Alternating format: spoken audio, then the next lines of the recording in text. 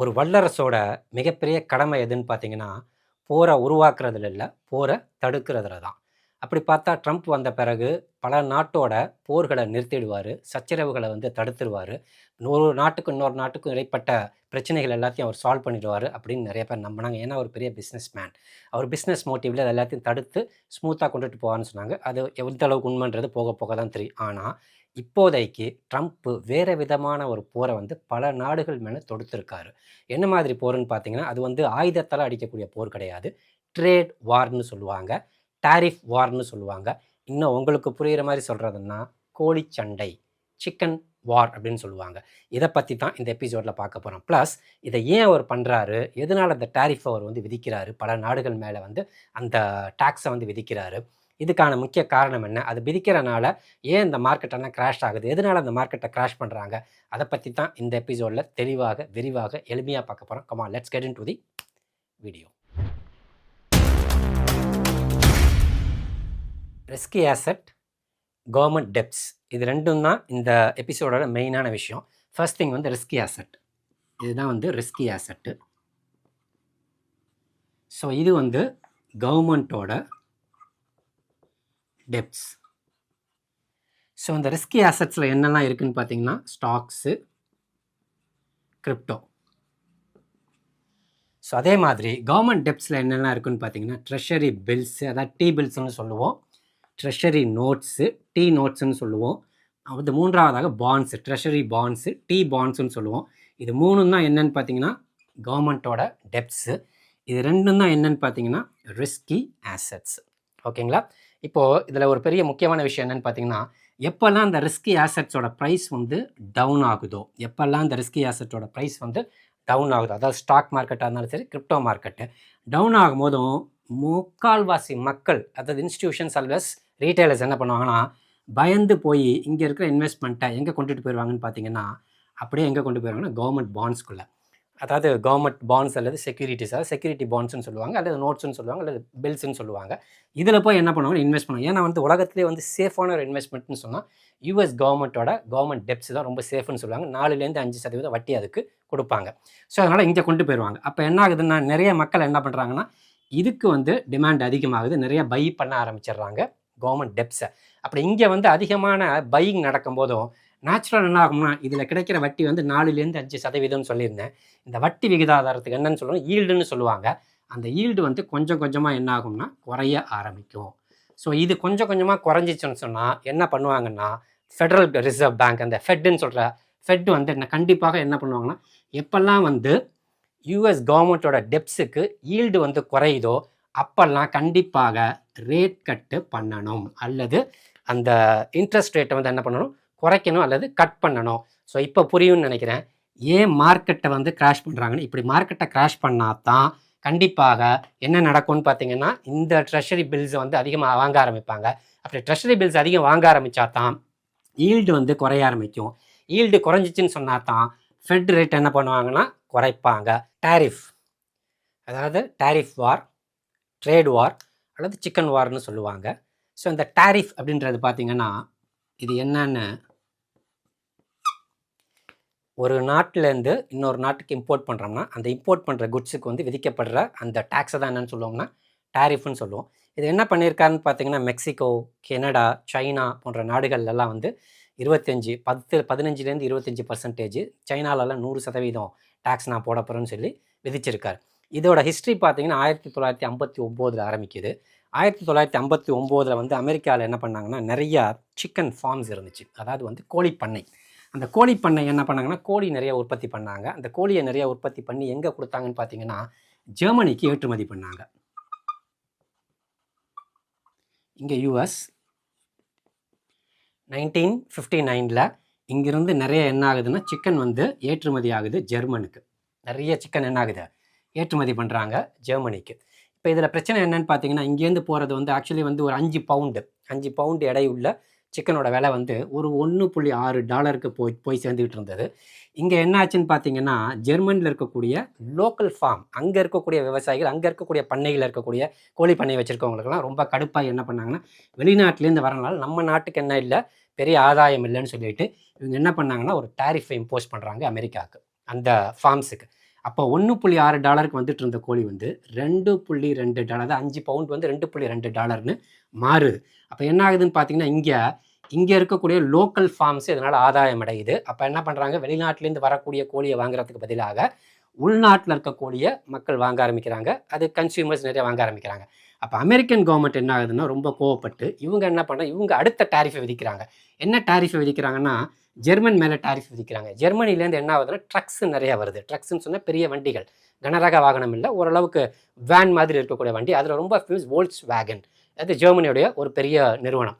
அந்த நிறுவனத்துலேருந்து வரக்கூடிய வண்டிகளுக்கு என்ன பண்ணுறாங்கன்னா, டேக்ஸை விதித்த உடனே இங்கே என்ன ஆகுதுன்னா, நேச்சுரலாக அமெரிக்காவில் இருக்கக்கூடிய மற்ற மேனுஃபேக்சரிங் கம்பெனிஸ், கார் மேனுஃபேக்சரிங் கம்பெனிஸோட கார் சேல்ஸ் இன்க்ரீஸ் ஆகுது. அதே சமயத்தில் வோல்க்ஸ் வேகனோடது டிக்ரீஸ் ஆகுது. இங்கே அதே மாதிரி ஜெர்மனியில் அங்கே இருக்கக்கூடிய ஃபார்ம்ஸில் இருக்கக்கூடிய கோழிகளோட சேல்ஸ் வந்து இன்க்ரீஸ் ஆகுது. அமெரிக்காவிலேருந்து வரக்கூடிய கோழிகளோட சேல்ஸ் என்ன ஆகுது, டிக்ரீஸ். ஏன்னா விலை அதிகமாக இருக்குன்றதுக்கு. இதுதான் வந்து டாரிஃப்னு சொல்லுவோம். இன்றைய தேதிக்கு அமெரிக்காவோட கடன் எவ்வளோ இருக்குன்னு பார்த்தீங்கன்னா 36 ட்ரில்லியன், 36 சில்லற ட்ரில்லியன் இருக்குது. அவங்க ஜிடிபியை விட கிட்டத்தட்ட 1 மடங்குக்கு மேலே என்ன இருக்குன்னா கடன் இருக்குது. ஒன்று. ரெண்டாவது அது வந்து சர்வசாதாரணமாக கடந்து போயிடுவோன்னு சொல்கிறாங்க. ஏன்னு பார்த்தீங்கன்னா, ஹவுஸ் ஹோல்டு நெட் ஒர்த்துன்னு சொல்லுவாங்க. ஒவ்வொரு தனி மனிதன் அல்லது ஒரு தனி வீடு, ஒரு ஒரு ஒரு ஒரு ஒரு பர்டிகுலர் வீட்டோட வருமானம், அவங்களுடைய ஒர்த் என்னன்றதை பார்க்கும்போதும் ஆக்சுவலாக வந்து அந்த கடனை விட 5 மடங்குக்கு மேலே அதிகமாக இருக்குது. கிட்டத்தட்ட 160 ட்ரில்லியன். இந்த ஹவுஸ் ஹோல்டு நெட் ஒர்த்துன்றது என்னன்னு பார்த்தீங்கன்னா, இப்போ எனக்கு ஒரு வீடு இருக்குது, 2 கோடி ரூபாய்க்கு வீடு இருக்குன்னா என்னோட ஒர்த் வந்து 2 கோடி ரூபாய் கிடையாது. எனக்கு கடன் 50 லட்ச ரூபா இருந்துச்சுன்னா அதை கழிச்சிடணும், லயபிலிட்டிஸை கழிச்சிடணும். அந்த 2 கோடி மைனஸ் 50 லட்சம்னா 1.5 கோடி நான் ஒர்த்துன்னு சொல்லிட்டு இருக்கும். இதுதான் வந்து அந்த ஹவுஸ் ஹோல்டு இன்கம் நெட் ஒர்த்துன்னு சொல்லுவாங்க. ஸோ அது பார்த்தீங்கன்னா 160 ட்ரில்லியன் இருக்குது. கடன் பார்த்தீங்கன்னா 36.x ட்ரில்லியன் இருக்குது. ஸோ இவங்க ஜிடிபியை விட இது எவ்வளோன்னு பார்த்தீங்கன்னா 120% அதிகம், அதாவது 1.2x அதிகமாக இருக்குது. ஸோ இதே மாதிரி இதுக்கும் எவ்வளோ டிஃப்ரென்ஸ் பார்த்தீங்கன்னா கிட்டத்தட்ட 5x என்ன இருக்குது, அதிகமாக இருக்குது. ஸோ அதனால் கவலைப்பட வேண்டிய அவசியம் இல்லைன்னு சொல்கிறாங்க. ஒன்று. ரெண்டாவது வந்து இந்த கவர்மெண்ட்டு, அதாவது யூஎஸ் கவர்மெண்ட்டோட டெப்ஸ்ன்னு சொல்கிறோம் இல்லையா, அந்த பாண்ட்ஸ், இந்த பாண்ட்ஸை வந்து அதிகமாக வச்சுருந்தது யாருன்னு பார்த்தீங்கன்னா சைனா தான் அதிகமாக வச்சுருந்தாங்க. 2018 வரைக்கும் கிட்டத்தட்ட மொத்த பாண்ட்ஸ்லேயே வந்து ரொம்ப அதிகமாக அதாவது ஃபாரின் கண்ட்ரிஸ் அதிகமாக அதை ஹோல்ட் பண்ணிட்டு இருந்தது, சைனீஸ் தான் ஹோல்ட் பண்ணாங்க. ஆனால் 2018 கொஞ்சமாக விற்று என்ன பண்ணாங்க, ரொம்ப கீழே வந்துட்டாங்க. இப்போ அதிகமாக வச்சுருக்கிறது ஜப்பான் தான் அதிகமாக வச்சுருக்காங்க. ஆனால் இதுக்கு முன்னாடி ரொம்ப அதிகமாக யூஎஸ் பாண்ட்ஸை வந்து அதிகமாக வச்சிருந்து சைனா தான். எதுக்காக அதை விற்றாங்கன்னு பார்த்தீங்கன்னா வந்து அவங்க இன்னொரு ப்ராஜெக்ட்குள்ளே என்ட்ரு ஆனாங்க. இதை விற்றுட்டு வேறு ஏதாவது ப்ராஜெக்டில் போகணும்னு BRI, அதாவது பெல்ட் அண்ட் ரோடு இனிஷியேட்டிவ்னு சொல்லிட்டு ஒரு ப்ராஜெக்ட். அந்த ப்ராஜெக்ட் என்னென்னு பார்த்தீங்கன்னா ஏஷியா ஃபுல்லாக கனெக்ட் பண்ணணும்.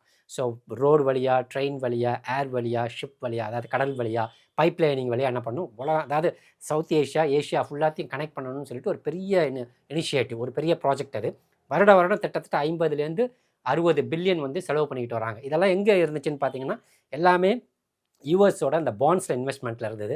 அங்கே குறைச்சிட்டு இங்கே இன்வெஸ்ட் பண்ணிட்டாங்க. இன்னொன்று என்ன பண்ணாங்கன்னா, சைனா என்ன பண்ணுறாங்கன்னா கோல்டில் அதிகமாக இன்வெஸ்ட் பண்ணுறாங்களே ஒழிய யூஎஸோட அந்த பாண்ட்ஸில் வந்து அதிகமான இன்வெஸ்ட்மெண்ட்டை இல்லாமல் குறைச்சிக்கிட்டே வராங்க.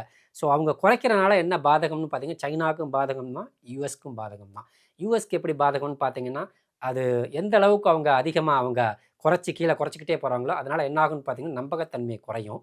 ஸோ இந்த பர்டிகுலர் ஏன்னா வந்து உலகத்தில் ரொம்ப சேஃபான ஒரு இன்வெஸ்ட்மெண்ட் சொன்னால் அந்த இன்வெஸ்ட்மெண்ட் வந்து ஆட்டம் காண ஆரம்பிக்கும். ஒன்று. ரெண்டாவது வந்து அதிகமான சேல்ஸ், அதாவது அவங்க பாண்ட்ஸு செக்யூரிட்டிஸை விற்றாங்கன்னு சொன்னால் அமெரிக்கன் டாலரோட மதிப்பு பண இழப்பு ஏற்படும். அப்படி இழக்கும் போது என்ன ஆகுன்னு பார்த்தீங்கன்னா அமெரிக்காவுக்குள்ளே இம்போர்ட் ஆகிற பொருள்களின் விலை ஏறும், ஆனால் எக்ஸ்போர்ட் ஆகிற பொருள்களோட விலை வந்து கம்மியாகும். ஸோ அதனால் அவங்களுக்கு வருமானமும் குறையும். ஸோ இதெல்லாமே வந்து நம்ம கணக்கில் எடுக்கணும். ஸோ இதனால தான் வந்து என்ன ஆகுதுன்னா அந்த குழப்பம், பெரும் குழப்பம், கயாஸ் இந்த மக்களிடையே இந்த ஸ்டாக் மார்க்கெட்டு, கிரிப்டோ, இதுக்கு நடுவில் பார்த்தீங்கன்னா இந்த பெரும் குழப்பத்தாரால் மார்க்கெட் என்ன ஆகுதுன்னா டம்ப் ஆகுது. ஸோ மெயினாக வந்து இந்த டம்ப் ஆனதுக்கு ரீசன் என்னென்னு பார்த்தீங்கன்னா இந்த டேரிப்ஸு, அதே மாதிரி இந்த டெப்ஸு, அந்த செக்யூரிட்டிஸ் பாண்ட்ஸ் வந்து உள்ளே வந்து எந்த அளவுக்கு அது பை ஆகுது செல் ஆகுதுன்றதை பொறுத்து வந்து it is all happening. But இதெல்லாம் வந்து அவங்க சரியான நேரத்துக்கு செய்கிறாங்களா என்னென்னு பார்த்தீங்கன்னா 2 ரீசன் சொல்லுவேன். ஒன்று வந்து ஃபெடரல் கவர்மெண்ட் வந்து ட்ரம்ப் இதை செய்யுங்கன்னு சொல்கிறாங்க, அவங்க செய்ய மாட்டேங்கிறாங்க. அவங்க என்ன சொல்கிறாங்கன்னா இன்ஃப்ளேஷன் 2க்கு கீழே வந்தால் மட்டும்தான் செய்வோம், அதுக்கு முன்னாடி வரைக்கும் நாங்கள் செய்ய மாட்டோம். இன்ஃப்ளேஷன் டேட்டா, அதாவது வந்து இருக்கக்கூடிய டேட்டா, சிபிஐ டேட்டா இருக்கட்டும், பிபிஐ டேட்டா இருக்கட்டும், அந்த டேட்டாலாம் உள்ளே வரணும். அந்த டேட்டாவை பொறுத்து தான் நாங்கள் ரேட் கட்ஸு அல்லது வந்து குவான்டிடேட்டிவ் ஈஸிங் அல்லது வந்து ரேட் கட்ஸை பாஸ் பண்ணுறது, ரேட் கட்ஸ் இன்க்ரீஸ் பண்ணுறது, அக்ரெசிவ் ரேட் கட்ஸ் பண்ணுறதெல்லாம் நாங்கள் பண்ணுவோம், அது வரைக்கும் பண்ண மாட்டோம்னு சொன்னாங்க.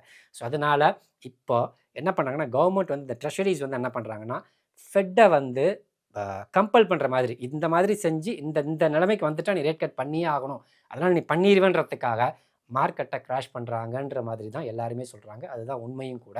So this is what happening all across the Globe.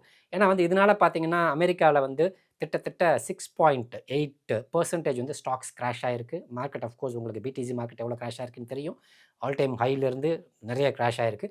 ஆனால் அதே சமயத்தில் சைனா, ஜெர்மன் இது ரெண்டுமே ஸ்டாக் மார்க்கெட் வந்து இன்க்ரீஸ் ஆகிருக்கு. கிட்டத்தட்ட 12% ஜெர்மனில் இன்க்ரீஸ் ஆகிருக்கு. 6-7% சைனாவோட ஸ்டாக் மார்க்கெட் இன்க்ரீஸ் ஆகிருக்கு. யூஎஸோட ஸ்டாக் மார்க்கெட் என்ன இருக்குன்னா குறைஞ்சிருக்கு. Not only that, crypto market also has dumped a lot. So இது வந்து intentionally they are dumping these two markets, crypto as well as stocks. ஏன்னா வந்து கிரிப்டோ ஸ்டாக்ஸ் ரெண்டுமே வந்து டம்ப் பண்ணால் தான் வந்து என்ன ஆகும்னு பார்த்தீங்கன்னா அங்கே வந்து ட்ரெஷரி பாண்ட்ஸோட பையிங் லெவல் அதிகமாக வரும். அப்படி அந்த ட்ரெஷரி பாண்ட் செக்யூரிட்டிஸ் அதிகமாக பை பண்ண ஆரம்பித்தாங்கன்னு சொன்னால் ஈல்ட் ரேட் வந்து குறைய ஆரம்பிக்கும். ஈல்ட் ரேட் குறைஞ்சின்னு சொன்னால் கம்பல்சரி ஃபெட் என்ன பண்ணணும்னா இன்ட்ரெஸ்ட் ரேட்டை கட் பண்ணணும். This is the main reason. Inflation data வந்திருக்கு, குறைஞ்சிருக்கு. நிறைய பாசிட்டிவ் நியூஸ் வருது. பிட்காயினை பற்றி வருது.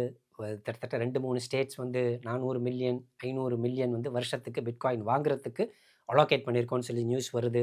சில நாடுகளில் பேங்க் வந்து டைரெக்டாக வந்து கிரிப்டோ கரன்சிஸ் வாங்குறதுக்கு அலோவ் பண்ணியிருக்காங்க.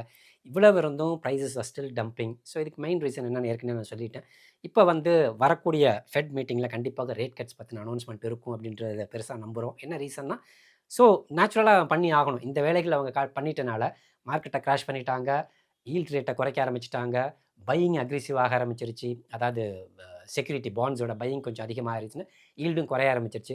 நேச்சுரலாக என்ன பண்ணால் ஃபெட் வந்து ரேட் கட் பற்றின அனௌன்ஸ்மெண்ட் வரணும். அப்படி ரேட் கட் பற்றின அனௌன்ஸ்மெண்ட் வந்தால் மட்டும்தான் மார்க்கெட் பெருசாக மேலே மூவ் ஆகும்.